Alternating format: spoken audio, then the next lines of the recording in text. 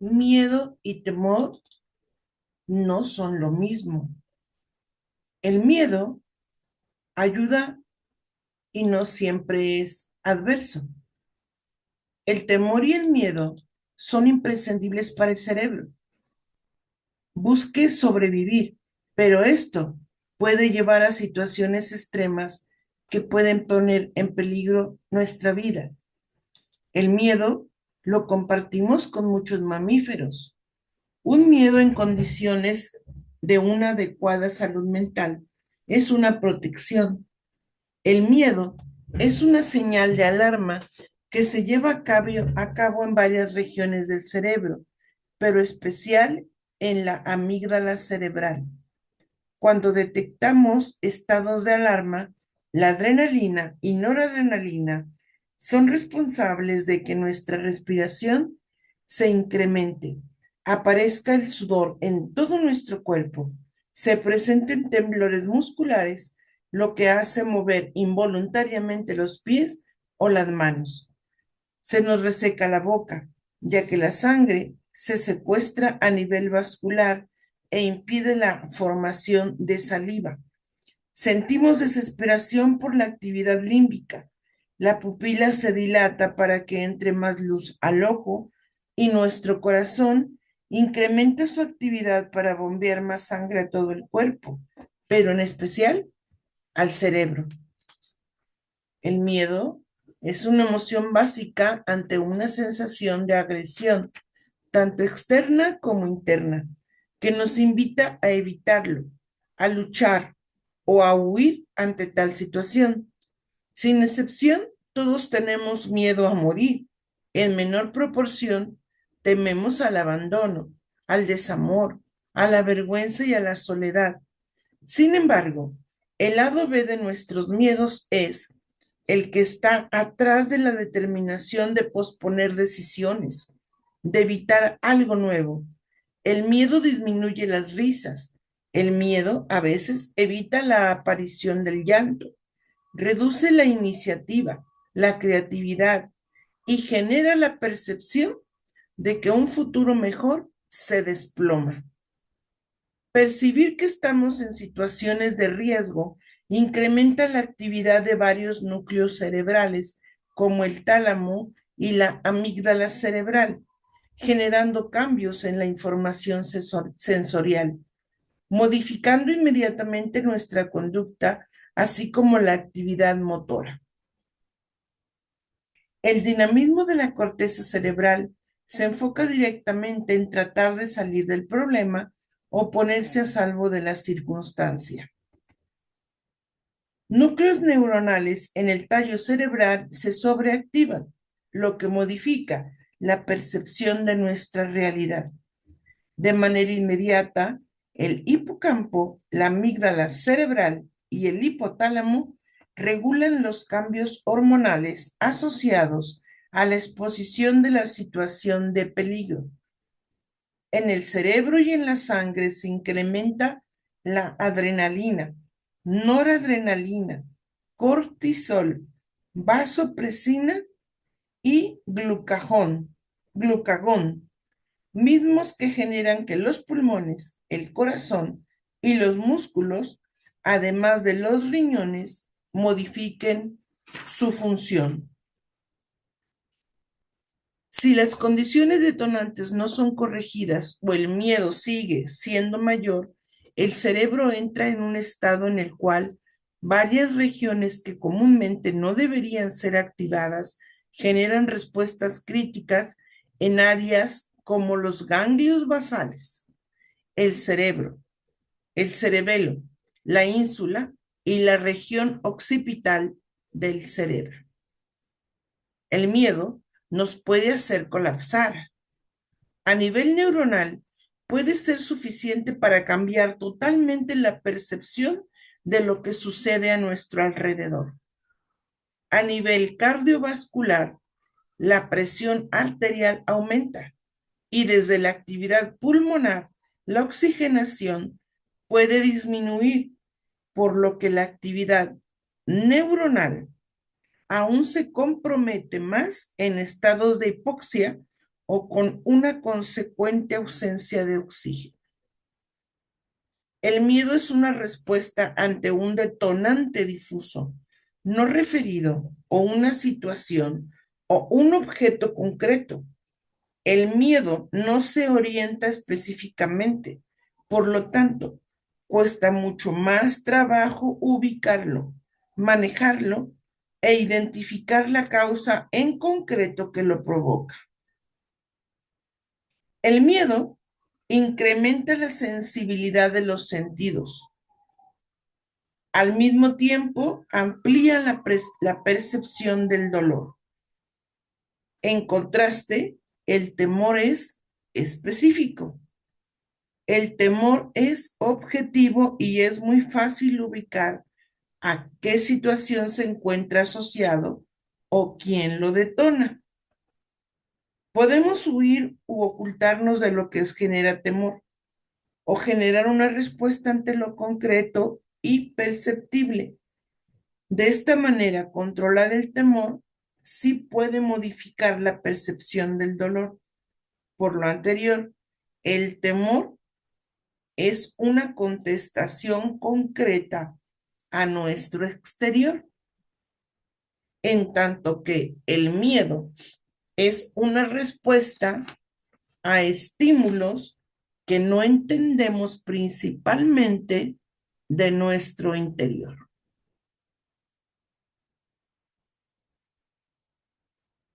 Felicidad y tristeza no son tan opuestos.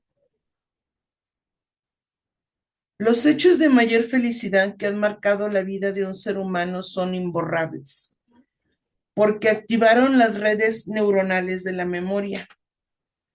Este es uno de los principales contrastes en la vida.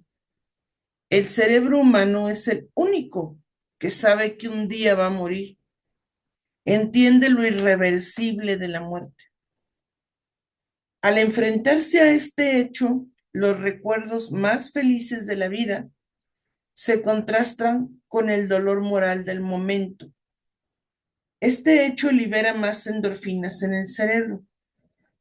Separarnos, confrontarnos a la muerte de un ser querido y llorarlo es un acto humano que enseña y otorga conexiones neuronales en el hipocampo que van a convertirse en un aprendizaje muy especial.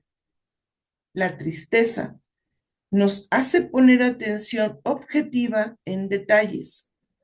Al contrastar felicidad con tristeza y mezclarlas, genera los momentos de la vida más emotivos y al mismo tiempo persistentes, capaces de modificar una serie de eventos previos. Al morir, la persona es evaluada con los mejores rasgos de su vida, no por sus errores. En un margen de adecuada salud mental, los muertos de nuestra familia saldan sus deudas morales, conductuales o sus fallas.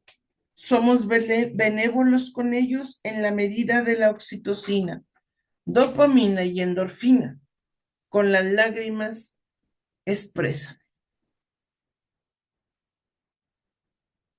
Aquellos que se van de este mundo y dejan una estela de enojo, generan la confrontación de emociones y sentimientos entre su vida y la objetividad de su muerte, dejando un conflicto que en realidad no es del muerto, es de quien lo juzga.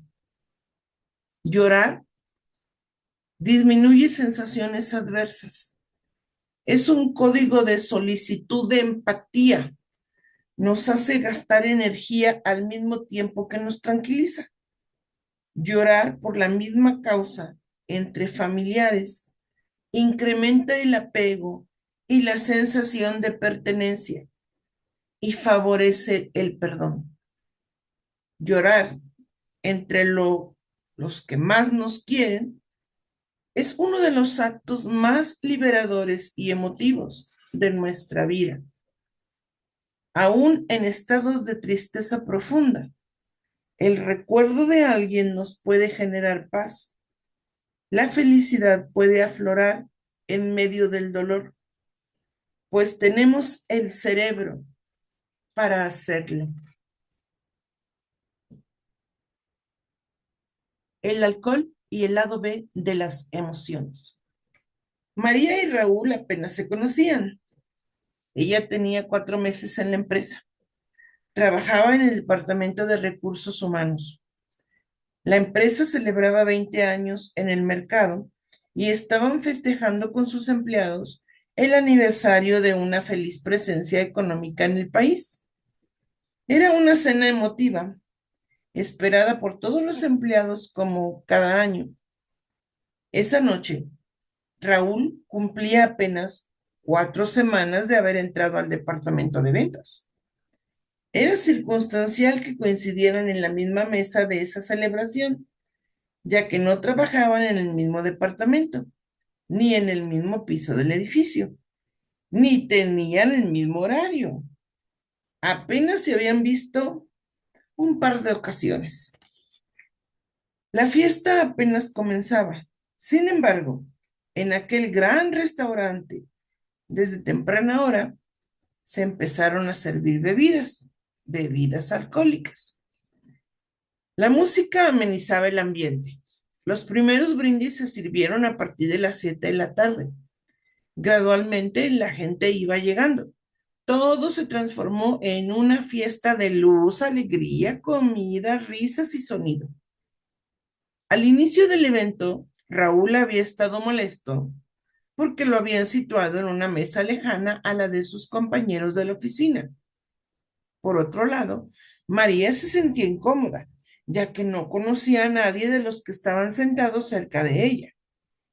No obstante, al ser compañeros indirectos de trabajo, pues las emociones encontradas del principio fueron gradualmente disminuyendo en proporción a la ingesta de las copas de alcohol.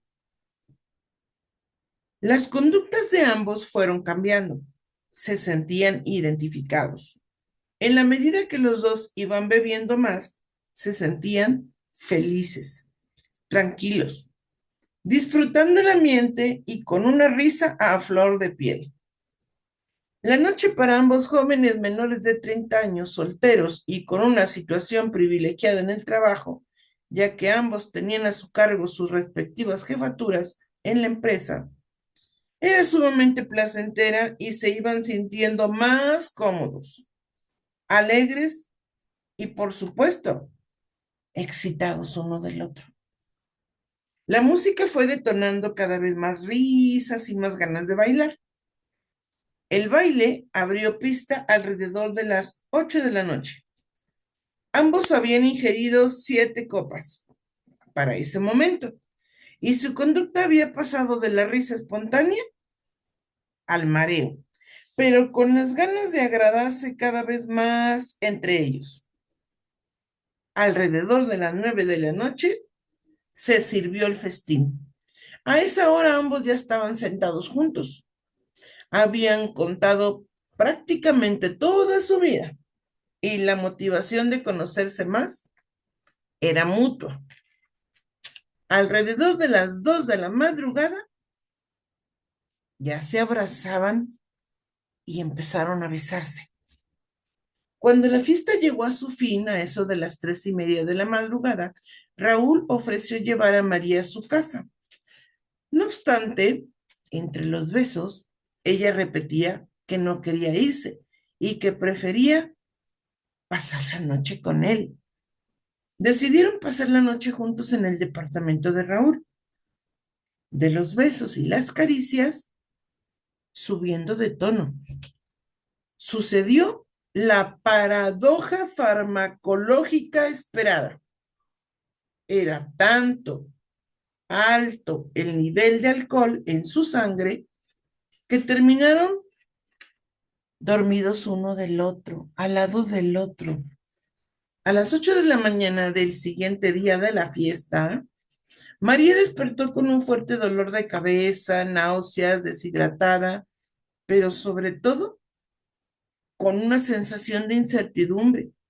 Vagamente recordaba algunas cosas, Reconocía que se había besado con ese hombre que apenas conocía, que estaba semidesnuda y que no recordaba más detalles. Era evidente que no habían ido más allá de los besos, pero se dijo muchas veces, ¿qué hice? Era una mezcla de sentirse asustada, incómoda y al mismo tiempo excitada. Sabía que Raúl no era su tipo de hombre. Incluso al verlo de cerca podía dar certidumbre de que ella jamás le habría hecho caso en la cotidianidad de la empresa. Raúl estaba dormido, roncaba desaliñado y con un aroma no grato. María, con discreción, se levantó, se puso su blusa, se puso sus zapatos y se arregló poco a poco. Sin hacer ruido, salió del departamento. No sabía en dónde estaba, se encontraba desubicada, no sabía cómo había subido las escaleras y mucho menos recordaba detalles del lugar. Para ella era todo nuevo en ese momento. Su angustia y ansiedad disminuyó a ver un sitio de taxis a 2 cuadras. Tomó un taxi hacia su casa. En el camino reflexionó, pensó, se regañó y se rió al mismo tiempo. Tenía una mezcla en sus emociones como si algo hubiera hecho que le incomodara, pero al mismo tiempo le generaba perplejidad. Eso era un hecho. Había sido demasiado fuerte esa experiencia por momentos, venían recuerdos como ráfagas. ¿Qué hice? Se repetía ella misma. ¿Cómo fue? Ahora, ¿qué le voy a decir? ¿Qué va a pensar de mí? Para María, esta anécdota de vida era muy clara. Sin alcohol, nunca nada habría sucedido. ¿Qué sucede en el cerebro? Hombres y mujeres que han consumido una cantidad moderada de alcohol encuentran las caras de personas del sexo opuesto 25% más atractivas. El alcohol incrementa el atractivo de la pareja y la disposición sexual. Después de la segunda copa, el alcohol reduce la capacidad de percibir asimetría facial. Los humanos, al ver simetría en los rostros, los convertimos en más atractivos y sexys. Este factor es más evidente cuando la edad es menor de los 30 años en el caso de los hombres y 21 años en el caso de las mujeres. El alcohol relaja la musculatura corporal, incrementa la sensación de satisfacción. Las primeras 3 copas dan una sensación de felicidad. A nivel del núcleo accumbens, el alcohol incrementa la liberación de dopamina, que cambia la motivación para realizar cosas. A mayor ingesta de alcohol, vemos las cosas con mayor simpleza, sin rigor social. Perdemos límites y, por supuesto, la actividad de la corteza prefrontal disminuye en su función de manera significativa. Somos felices pero irresponsables, sin límites, con pérdida del fenómeno de acomodación del ojo, por lo que perdemos de manera transitoria la agudeza visual a distancias cortas. Se genera una marcha atáxica, torpe y espástica, además de que la lengua disminuye su movilidad y la capacidad para articular palabras. Damos tumbos al caminar, nos cuesta ver de cerca y arrastramos las palabras.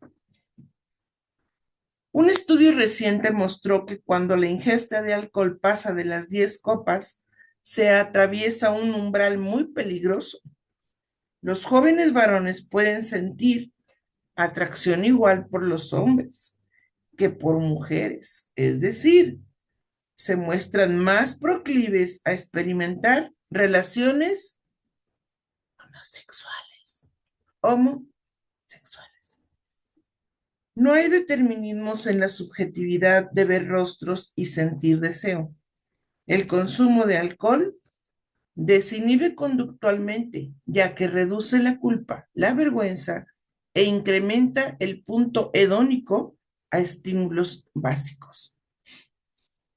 El alcohol tiene una relación farmacológica y anatómica en el proceso de inhibición de áreas inteligentes de congruencia en el comportamiento social del cerebro, cerebelo, hipocampo y la corteza prefrontal.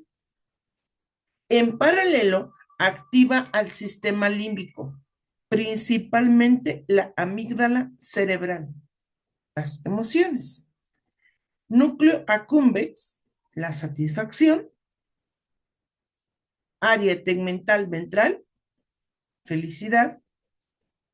Por una activación del sistema de inhibición neuronal a partir del GABA.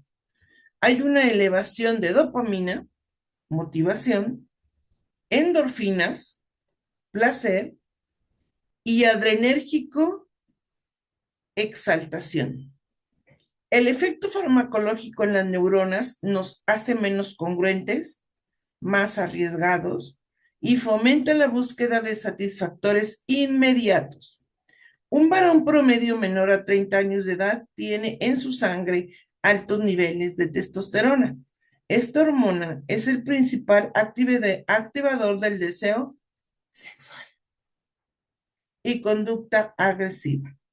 En contraste, los adultos maduros mayores de 40 años tienen además una corteza prefrontal más conectada y una disminución de testosterona de 25%.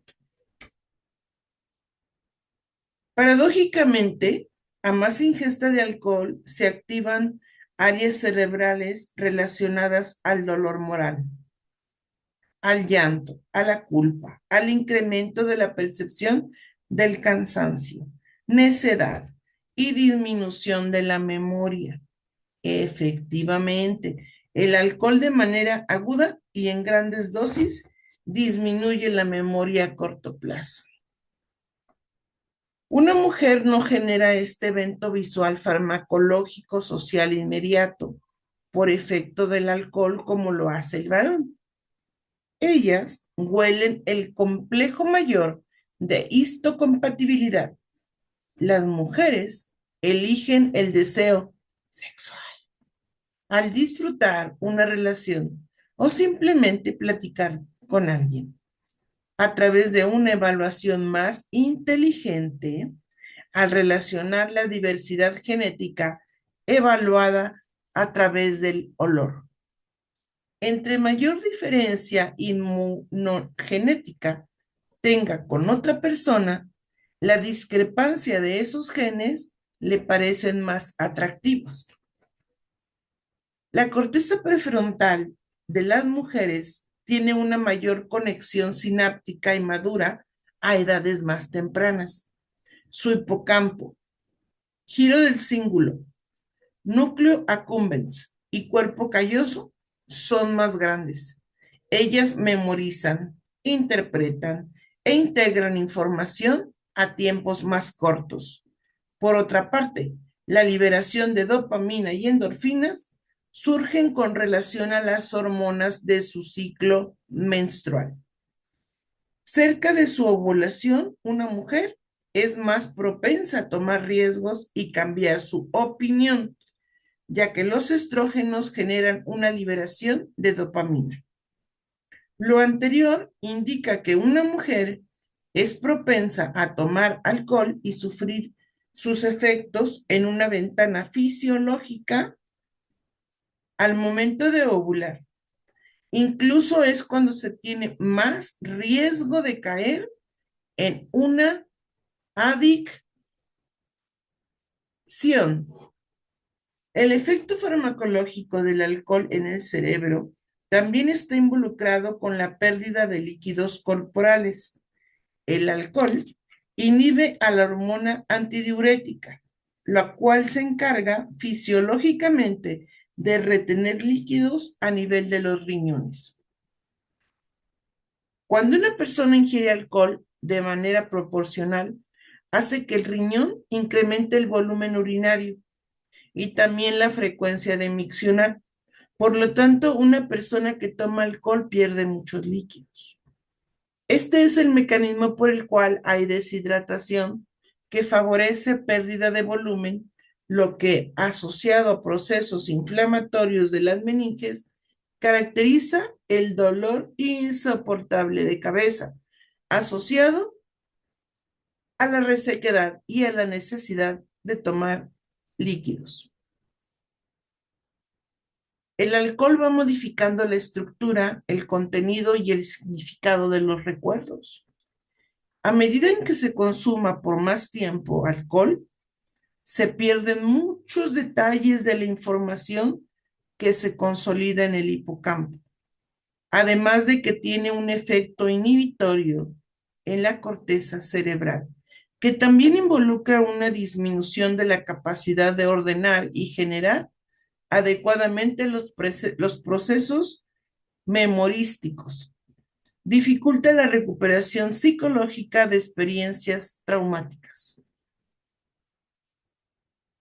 El alcohol en dosis bajas puede ayudar a la libido a corto plazo. Reduce la sensación de que un problema puede ser serio. Atrás de las conductas de disforia, irritabilidad constante y sensación de obnubilación se encuentra la tolerancia y la dependencia al alcohol. Paradójicamente, esto hace que se consuma más alcohol para tratar de escapar de este estado negativo. El alcohol incrementa la probabilidad de conductas irritables, enojos y frustraciones. También incrementa la sensación de miedo, estrés y preocupaciones. Es un hecho que el alcohol no ayuda al problema, lo agrava. La ingesta de alcohol está atrás de accidentes automovilísticos, de violencia, de la ansiedad y exacerba la conducta celotípica. Independientemente de la dosis, el consumo de alcohol induce muerte neuronal e inflamación, disminuye la cantidad de mielina, por lo tanto, gradualmente va reduciendo la velocidad de comunicación neuronal. Este es el sustrato neuronal por el que el alcohólico deja de atender las señales socioemocionales. Beber alcohol sí fomenta sensaciones placenteras transitorias, pero las consecuencias en la memoria y muerte neuronal son irreversibles. El asco y su lado B. Escena 1. El lugar era perfecto. La mejor comida china de la ciudad se anunciaba en la entrada.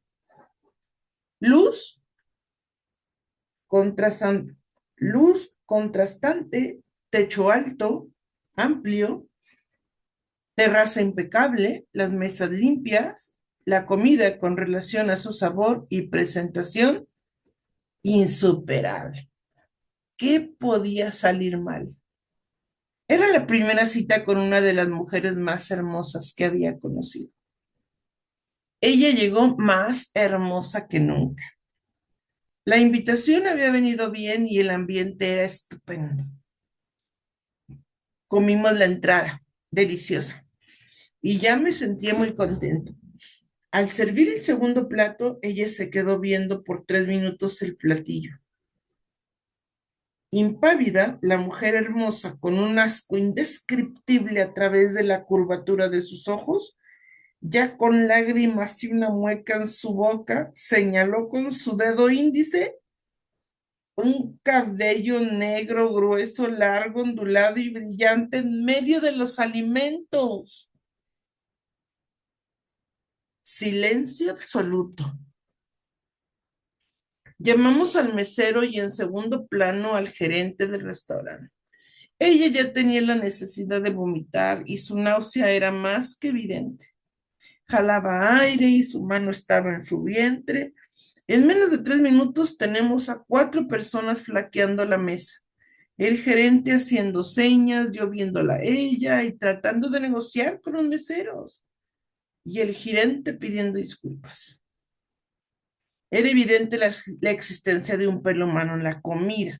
Sí, un pelo de dudosa procedencia en los alimentos.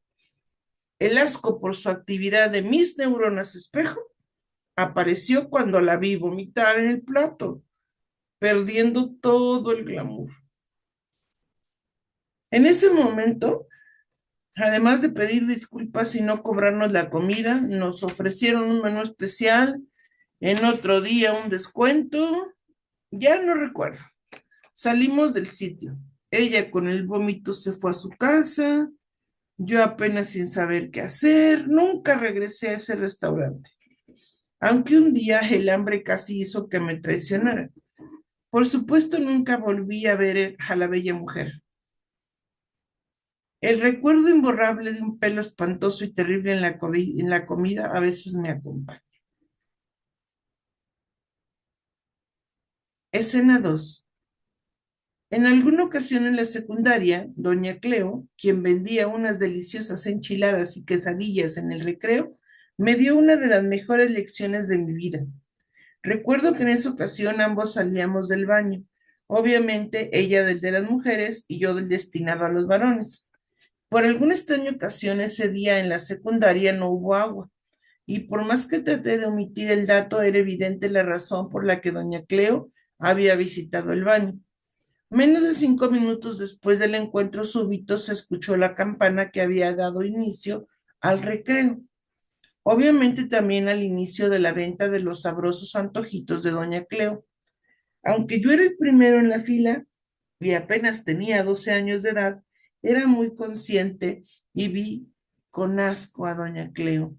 Se rascaba ciertas zonas de su cuerpo y al mismo tiempo que frotaba las palmas de su mano, las mismas manos que preparaban tortillas, esparcían el queso y todos los demás condimentos de los alimentos que preparaba. No pude más. Nunca más le pude comprar otra quesadilla o enchilada a doña Cleo. Fui testigo cómo preparó alimentos con las manos sucias. Debo confesar que varias veces, como consecuencia de haber comido en la secundaria, tuve diarrea, cólicos y en ocasiones fiebres. Seguramente doña Cleo me compartió parte de su flora intestinal a través de las quesadillas enchiladas durante mis 3 años de mi paso por esa secundaria. ¿Qué sucede en el cerebro? Al cerebro humano le genera mucho asco el comportamiento antihigiénico de las personas, la presencia de animales o insectos en sitios como en la cama, utensilios de cocina o alimentos. Además de ver y oler heridas infectadas, ingerir comidas caducas o, en su defecto, sentir la presencia de un líquido corporal de otra persona, en especial la saliva. Las personas que tienen mal olor corporal también suelen generar asco en las personas que la rodean. Las mujeres sienten más asco que los hombres. Esto en relación con su plasticidad neuronal, su excelente bulbo olfatorio y su mejor memoria. El asco es una emoción primaria que nos ayuda a tener atención significativa sobre condiciones que pueden ser peligrosas para la salud. Por ejemplo, tener aversión a alimentos que podemos considerar como venenosos o putrefactos o sentir repulsión ante condiciones que podemos considerar como infectantes y nocivas para nuestra vida. La reacción de asco es inmediata, universal en su expresión facial y corporal. En menos de 2 segundos, ante un estímulo detonante, nuestra cara lo expresa de una manera contundente. Cerramos los ojos, arrugamos la nariz, abrimos la boca y en ocasiones sacamos la lengua. Las manos alejan el origen de lo que nos da asco. Retiramos la cabeza y solemos taparnos la cara. o intentamos limpiarnos rápidamente las manos.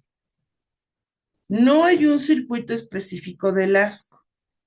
Se ha identificado que el núcleo cerebral denominado ínsula, sitio donde se registra y procesa información del dolor en el cerebro, está íntimamente relacionado con los procesos de asco. También se encuentra involucrado el lóbulo frontal, el bulbo olfatorio, la amígdala cerebral, el hipocampo y el giro del cíngulo.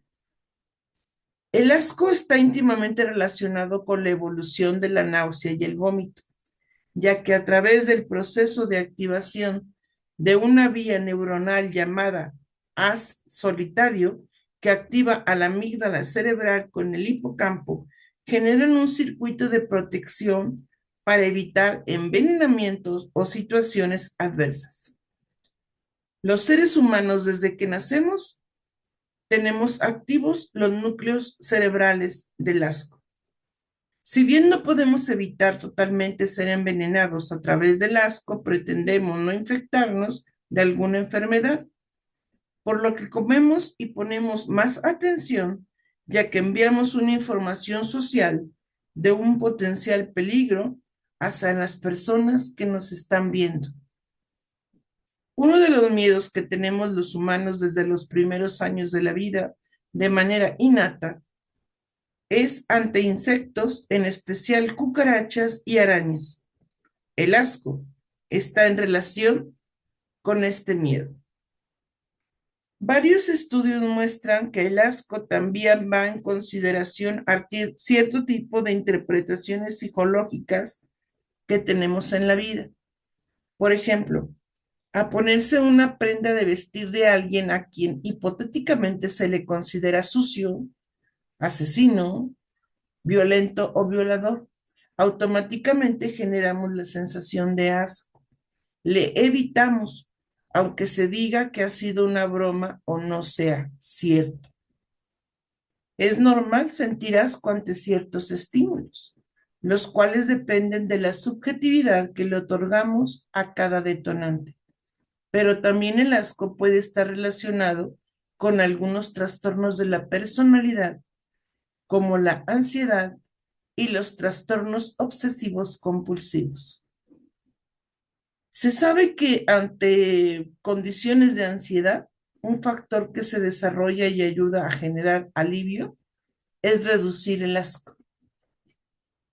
Un aspecto que nos muestra la importancia del asco en la vida del ser humano es que las mujeres, cuando están embarazadas, tienen una mayor sensibilidad ante ciertos estímulos. Por ejemplo, la grasa, los alimentos amargos, incluso en ocasiones los alimentos demasiado condimentados. Las mujeres embarazadas tienen un asco exacerbado hacia las secreciones corporales ajenas a su cuerpo, incluso a algunos animales. Esto se debe a que el cerebro incrementa las medidas precautorias para una posible infección o intoxicación, ya que su sistema inmunológico está disminuido por la función de un embarazo. En el caso de la mujer embarazada, estos ascos son transitorios y tienen una relación directa con los niveles de la hormona gonadotrofina coriónica humana, la cual está íntimamente relacionada con la placenta y por las células coriónicas. Esta hormona favorece la gestación, ya que garantiza tener una mejor perfusión. El enojo. Alfredo corría desesperado, pasó el filtro de seguridad. Su ansiedad estaba transformada en solicitud con gritos hacia los demás para que se quitaran de su paso. Corría con todas sus fuerzas en dirección a la puerta número 26 de salida de los vuelos internacionales, mientras toda la gente lo miraba pasar entre miedo, precaución y risas involuntarias. Al llegar al mostrador, Alfredo se percibía sudoroso, desaliñado y sumamente nervioso. Llevaba un pase de abordar en su mano derecha. En la mano izquierda tenía sujeta con fuerza una maleta mediana la cual había golpeado varias veces en su travesía accidentada en los pasados 15 minutos. Había llegado tarde a la etapa de abordaje del vuelo 310 con destino a Madrid. Tenía que tomar ese vuelo internacional fuera como fuera, pasara lo que pasara. Era un viaje de negocios en el cual estaba representando a la Oficina de Asuntos Internacionales de su empresa. El tráfico de la ciudad asociado a una manifestación con sus respectivos cortes de circulación, sumado al embotellamiento de la entrada al aeropuerto, había sido el clímax caótico del camino que ese día lo había hecho llegar tarde para tomar el viaje. La empleada de la aerolínea lo veía con asombro y pena. Con mucha calma, ella le informó que el vuelo había sido cerrado apenas 3 minutos antes de su llegada. Alfredo no lo podía creer. Veía aún el avión estacionado frente a él. Empezó solicitando permiso para abordar, suplicando, enfatizando que no fue su culpa llegar tarde.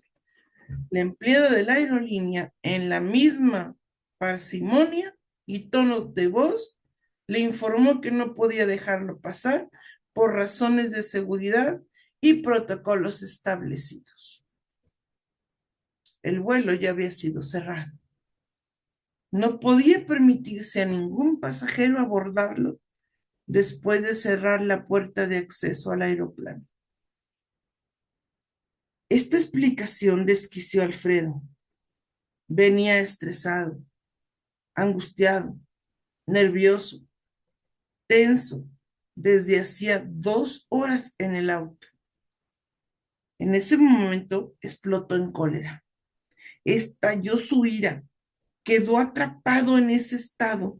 En ese momento comenzó a gritar, a golpear el mostrador de la aerolínea, a insultar y sobre todo a amenazar. La empleada de la compañía de aviación empezó a hablar por radio, banda móvil y por teléfono solicitando apoyo.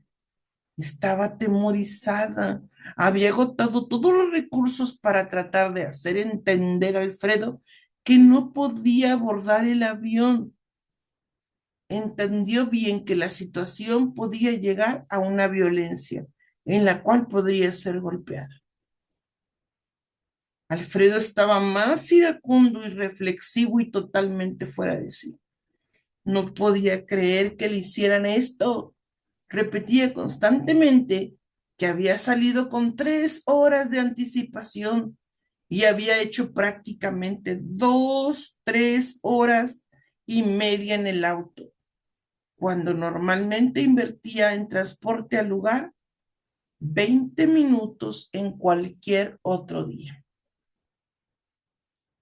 No se daba cuenta de lo terrible que se había convertido la situación. Amenazaba, ofendía, violentaba y, por supuesto, ya ningún argumento lo calmaba.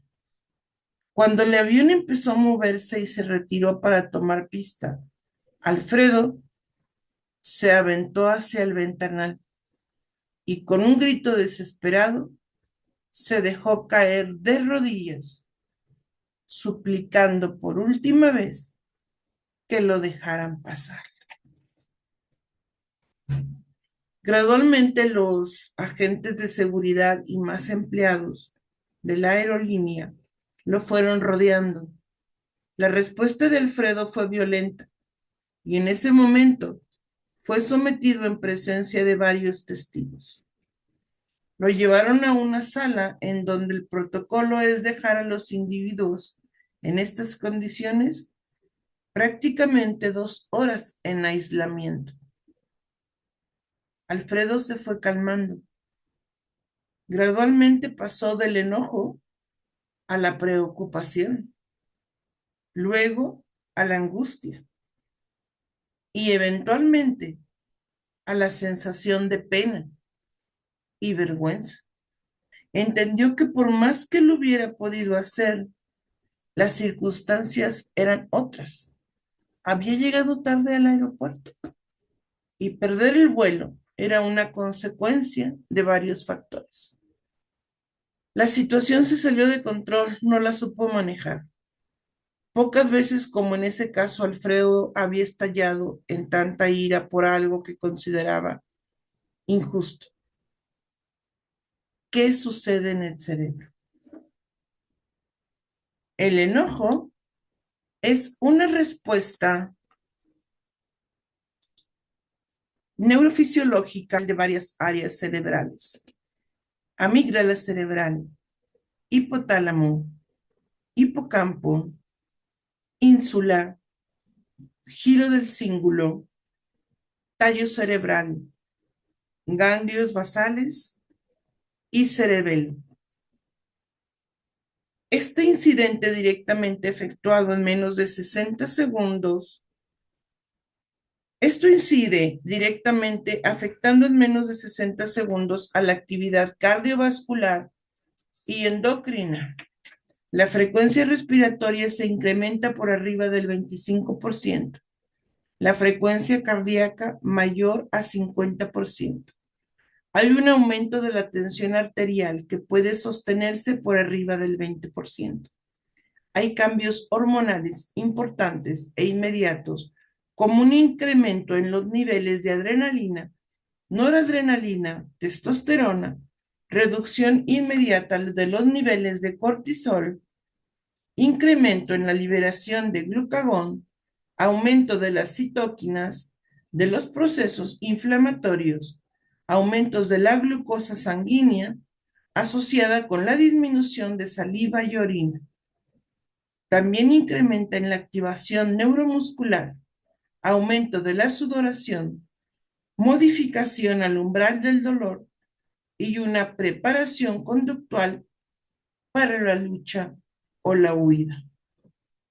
El sistema nervioso autónomo y el sistema endocrino se activan en una ventana inmediata de 3 a 15 segundos, modificando la actividad de los lóbulos frontales cerebrales, en especial los lóbulos temporales, pero sobre todo el hemisferio cerebral izquierdo. El enojo es una respuesta fisiológica cuya característica fundamental es un incremento en la resistencia vascular periférica que incrementa la actividad cardíaca y la presión arterial con un concomitante aumento del metabolismo, el cual nos hace más agresivos conductuales y con tendencias dominantes de la actividad social. El cerebro enojado se hace más asimétrico en su función, puesto que se puede acompañar por la hiperactividad de las neuronas en la amígdala cerebral y el hipocampo. La región frontal izquierda gradualmente disminuye su actividad, en tanto que la derecha pareciera que se activara más rápido. La actividad del hemisferio cerebral izquierdo trata de encontrar lógica y congruencia en lo que nos está haciendo enojar. En contraste, el hemisferio cerebral derecho es más emotivo y puede perdurar en su función durante más tiempo, favoreciendo la aparición del enojo. Cuando nos enojamos, el cerebro tiende a acercarse a aquello que es el detonante, con el objetivo de eliminarlo o entenderlo, pero el proceso puede durar más tiempo. Aquí es cuando la conducta necia que lo acompaña puede generar un suceso caótico. El problema no es enojarse. Esta emoción se autolimita por las propias redes neuronales en un tiempo promedio de 35 a 40 minutos. Es decir, enojarse tiene un periodo transitorio de duración que eventualmente se va regulando y disminuyendo. Cuando se activa el sistema límbico y disminuye su función cortical frontal, perdemos la lógica. pero esto es transitorio, no dura más de una hora. Caemos presa del enojo que nos hace ser competitivos, groseros y hasta violentos. Luchamos para tratar de mantener luchamos para tratar de mantener nuestra función vital. Sin embargo, este proceso disminuye en una ventana de tiempo menor de 60 minutos. Si el enojo dura más tiempo o rompe filtros sociales o normas civiles, esto indica que se trata de un trastorno de la conducta. Con lo anterior, debemos entender que el enojo no es malo en su función o su objetivo en nuestra vida, pero su duración prolongada o las consecuencias por no controlarlo sí pueden generar condiciones de trastorno.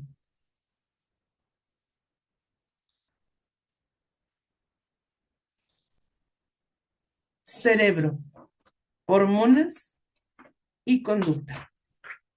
Las emociones no solo son el reflejo de una retroalimentación con el entorno. Su proceso inicia con el estado de homeostasis interno, temperatura, glucosa, oxígeno, sensación de libertad, aprendizajes previos y, por supuesto, el entorno psicológico en el margen social. No dependen únicamente de la neuroanatomía y los neurotransmisores sabidos. También dependen de la alimentación, los horarios, nuestro sueño y, por supuesto, de diversas hormonas en nuestro cuerpo. Las hormonas pueden influir directa e indirectamente en el inicio, mantenimiento y conclusión de una emoción. Sus acciones dependen del periodo de maduración del sistema nervioso en que se ejercen.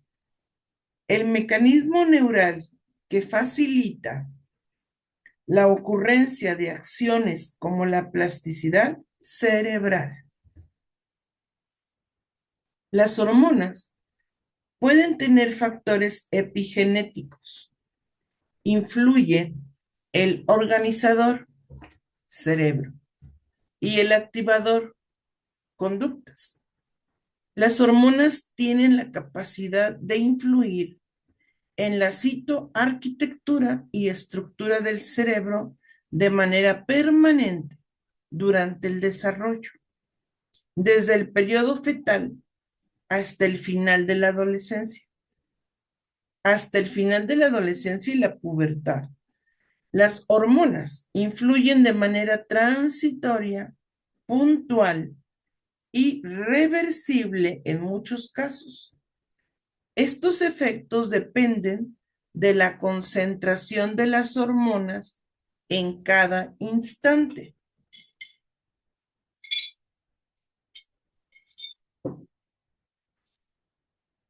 La melatonina, hormona que relaciona los ciclos biológicos, horarios, la vigilia, el sueño, captura de radicales libres, regula el crecimiento dendrítico neuronal, regula inmunológicamente, es un reostático fisiológico.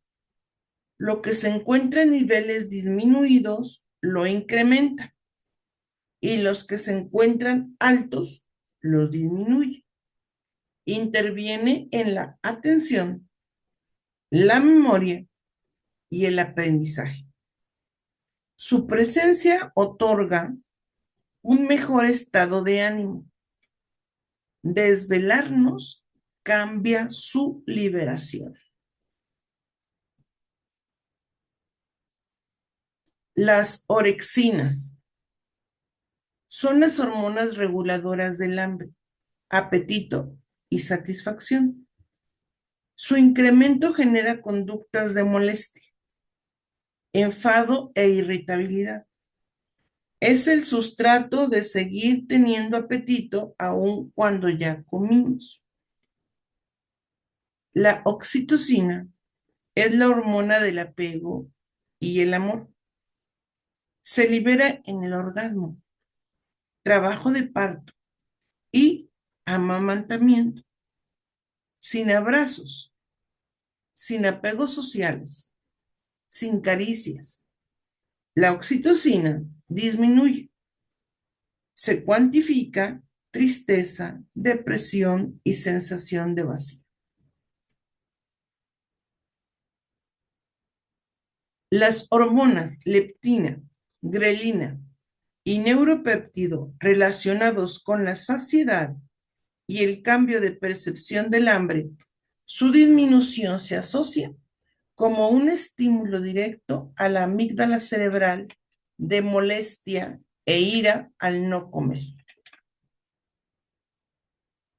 La adrenalina, liberada por la glándula suprarrenal, incrementa la función cardiovascular, respiratoria, motiva el interés y acelera la disponibilidad de glucosa, aminoácidos y sustratos energéticos para el organismo, en especial para el cerebro, por lo que su incremento exalta la conducta.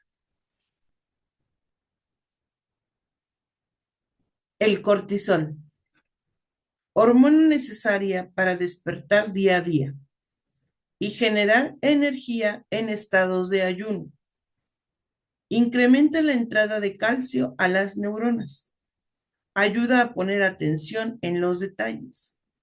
Pero una larga presencia, como sucede durante el estrés, puede generar muerte neuronal.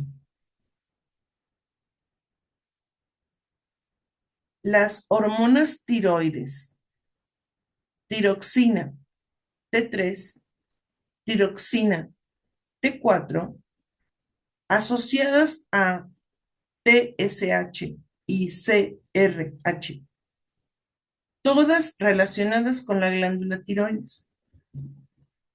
Son hormonas que estimulan el metabolismo, activan el cerebro, el corazón, los pulmones y la función de los músculos y el hígado. Un exceso incrementa la función neuronal, por lo que se puede asociar con ansiedad y tensión social, reducción de peso e intolerancia al calor, desesperación asociada a una forma de hablar rápido. En contraste, su ausencia está directamente relacionada con obesidad, pensamientos lentos, intolerancia al frío, fatiga crónica, alteraciones menstruales y depresión.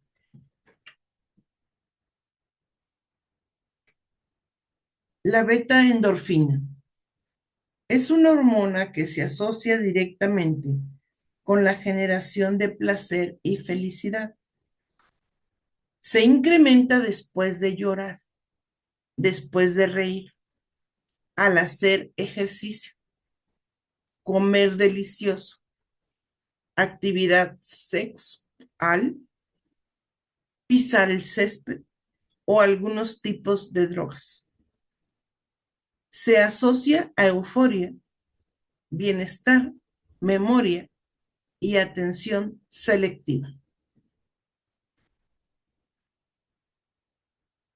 El BDNF, por las siglas en inglés del factor de crecimiento neuronal derivado del cerebro. Es una hormona péptida relacionada con división neuronal del hipocampo.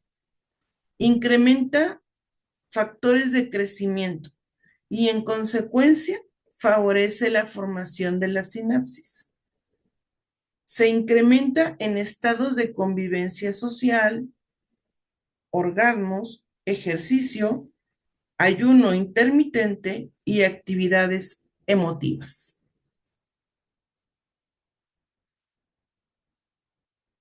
La testosterona, hormona masculina relacionada con la espermatogénesis y la función del inicio y mantenimiento de los caracteres sexuales secundarios como músculos y huesos grandes, talla, piel, vello grueso, la voz masculina y el deseo sexual. Responde a las conductas de defensa territorial. Nos hace competitivos, irritables y violentos. Disminuye conexiones neuronales. La hormona del crecimiento tiene una tasa de liberación en las noches, cuando más soñamos. Privarnos de sueño interfiere directamente en la consolidación de la memoria. Esta hormona es responsable del crecimiento de huesos, músculos, actividad hepática, pero sobre todo de mayor arborización dendrítica y crecimiento de epitelios, en especial del respiratorio y del tubo digestivo.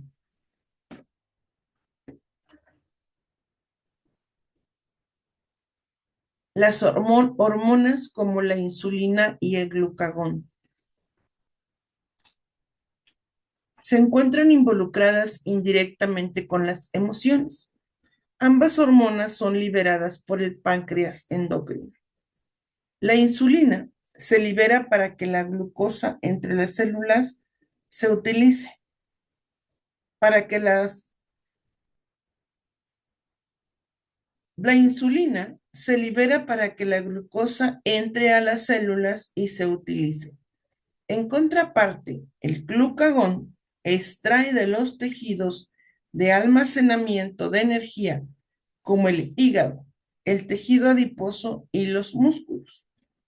Si la insulina disminuye, el cerebro disminuye su eficiencia y se hace lento su trabajo. Reduce la actividad neuronal, síntesis y liberación de neurotransmisores.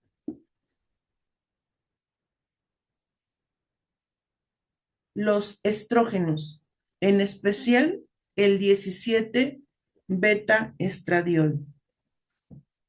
En el cerebro actúan en las terminales presinápticas, incrementando la liberación de los neurotransmisores, dopamina, serotonina y acetilcolina. Esto incide directamente en los procesos cognitivos y de madurez neuronal.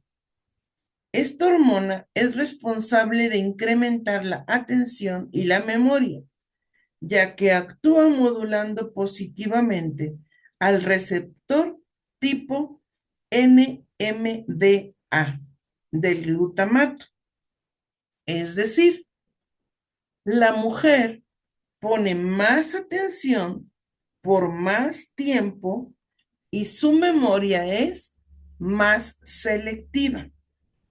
Por otra parte, la progesterona, responsable del mantenimiento del embarazo, incide en la ingesta calórica debido a su modulación positiva del receptor GABA. Se asocia a una regulación efectiva del sueño, aumentándolo. Esta hormona está relacionada con el síndrome premenstrual y la depresión postparto. Tanto estrógenos y progesterona se asocian a una plasticidad neuronal positivo a largo plazo. La vasopresina es una hormona relacionada con el mantenimiento de los líquidos corporales, relación hipotálamo-riñones. Se asocia a conductas de mantenimiento de la pareja, protección del entorno y conducta sexual. Su incremento se asocia a conductas promiscuas, irritabilidad e incremento del deseo sexual. Por lo anterior, estas 18 hormonas son responsables de que un estímulo pueda ser percibido de manera inmediata o en su defecto también pasarlo por alto. Percibir una falta de respeto ante estímulos neutros y en otras ocasiones desensibilizarnos de provocaciones nocivas. El hambre y la privación de sueño nos hacen irritables, al mismo tiempo que enlentecen los pensamientos. El cerebro, por regulación hormonal, y las células marcapaso del tálamo, entre las 9 de la mañana y 1 de la tarde, tienen más atención selectiva, mientras entre la 1 y las 3 de la madrugada, los sueños son más reparadores. Privarnos de este proceso interfiere directamente cómo aprendemos. Si el cortisol es elevado por mucho tiempo, no se puede poner atención y hace posible olvidar con mayor facilidad. Hormonas, horarios y actividad van muy cercanos en la generación de nuestras emociones. Hoy te vas de mí. Para concluir este libro, te comparto este mensaje de despedida a una presencia, una experiencia, una época llena de emociones y vivencias. Te ofrezco estas líneas, estas frases llenas de sinceridad para ti. He escrito estas palabras que tú has dictado a mi cerebro durante tanto tiempo, pero en realidad lo confieso, serán solo para mí. Yo he decidido despedirte hoy de mi vida. He decidido dejarte en este camino, en este preciso punto de mi existencia, porque a tu lado aprendí a no describirme, a ignorar mis emociones. A tu lado me aboracé de sentir, de llorar, de amar. Te causaste en hacerme cruel conmigo mismo. Hoy decidí que te vayas de mí, porque además de estar enojado contigo, estoy enojado conmigo. Esto paradójicamente me ata y me vincula más con tu persona, en todo momento, en el ayer y en este presente que me lastima. Por eso, ya no quiero sentirlo así. No te quiero en mi futuro. No te quiero, no quiero el apego de oxitocina. ¿Sabes? No me daba cuenta de que apareces en los momentos más tristes de mi vida. Te encumbres en la incertidumbre de mis problemas. Emerges en el coraje inmensurable, inconmensurable de mis proyecciones. Tu recuerdo se revela cuando me caen mal muchas personas. Me has hecho llorar. Me has hecho sentir que no importo. Me has lastimado y me has humillado. Te escondes en todas las emociones que me hacen sentirme mal, que han mermado mi autoestima. Aún existes en esos dolorosos golpes que le diste a mi cuerpo, acompañados de la frase: me duelen más a mí que a ti. Si te castigo, lo hago por tu bien. Te ocultas en todos los actos en donde no hay justicia. Hoy sé que eres la parte dolorosa de las lágrimas de desolación. Te escondes en mis silencios incómodos. Te encuentras en la realidad terrible de mi impotencia, aquella que me hace pensar que no debo sentir lo que siento. Eres la nota discordante cuando a veces tengo calma. Me haces levantarme para seguir tratando de darte gusto, seguir trabajando sin descanso, pensando que es mi obligación para que tú seas feliz a pesar de mi agotamiento. Mis neuronas no quieren sentir más miedo. Esa emoción que me paraliza, me domina y me avergüenza. El miedo que incrustaste en mí no me deja ser libre. Por eso, ya no quiero sentir que me vas a atrapar en el fondo de mis sueños, en la nulidad de mis respuestas, en la impotencia de prever mi futuro y en la inseguridad de mis días. Acepto que este miedo es el que se inicia ante tu desdén, en la irritación de tus palabras, en los cuestionamientos irrefutables de tu mirada, en tu desprecio escandaloso ante el amor que yo te brindaba. Yo siempre te quise. En esa infancia que nunca viste, te entonaba con voz inocente mis sentimientos más puros. Te veía como una de las principales personas de mi vida.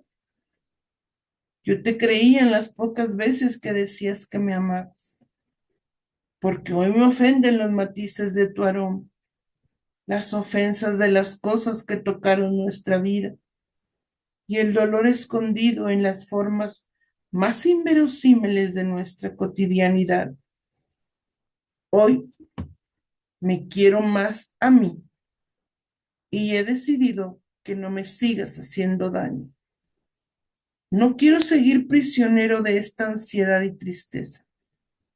No puedo brindarte más pensamientos de esperanza, ni justificaciones para buscar que me quieras. Nunca vas a cambiar. Nunca ha sido el objetivo hacerlo. Un cerebro no puede otorgar lo que nunca ha aprendido.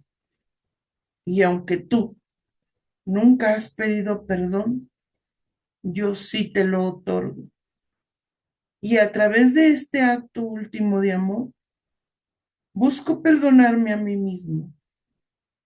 Hoy te conviertes en un buen maestro, porque, por si no lo sabes, me enseñaste a levantarme solo, me preparaste para hacerme mejor, aunque lo dudaras todos los días y no creyeras en mí.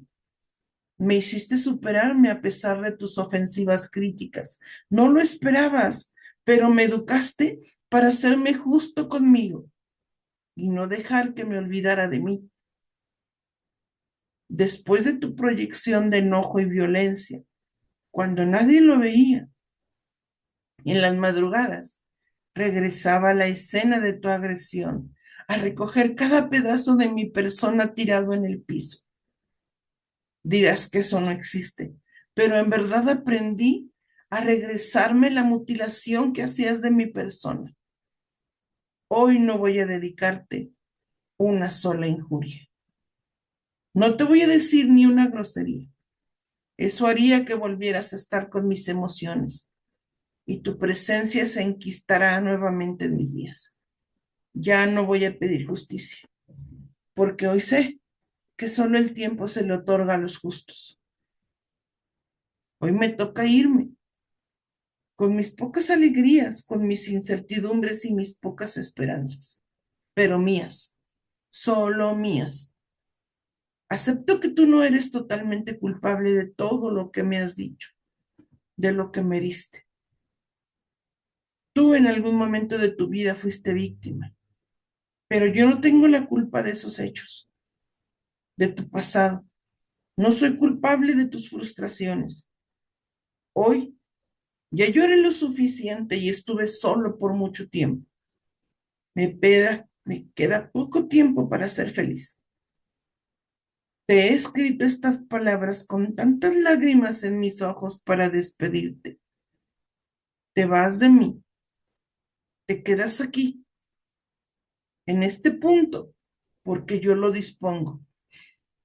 No quiero ese pasado de enojo, de rencor e incertidumbre. Te perdono, pero no olvido.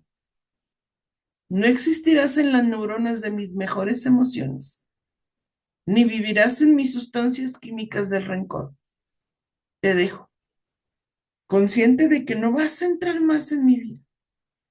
Ya el sufrimiento no va conmigo. El dolor basado en vivir de lo que tú querías y aceptarlo en mi vida como si yo lo hubiera querido. No lo aceptaré nunca más. Hoy decido por mí.